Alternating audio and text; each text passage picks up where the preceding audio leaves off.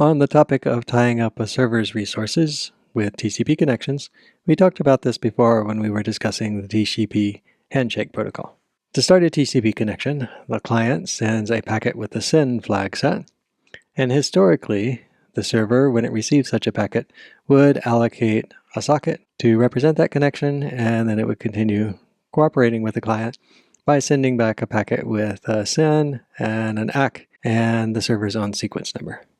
So the problem here, from a denial of service perspective, is that the client might not actually want anything from the server. It might just create a fake connection request, which the client thereafter completely forgets about.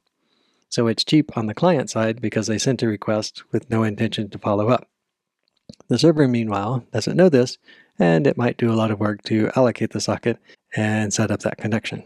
It would send back a response that the client is just never going to pay attention to.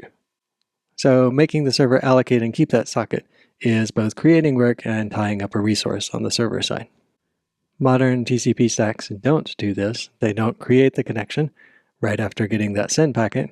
Instead, the TCP server will, with a small amount of work, send back a response packet. And it'll pick this S here in a way that hashes the C that the client originally provided and the client's IP address and port number, information that if a client wants to continue the conversation, they would have to remember and build up this response appropriately.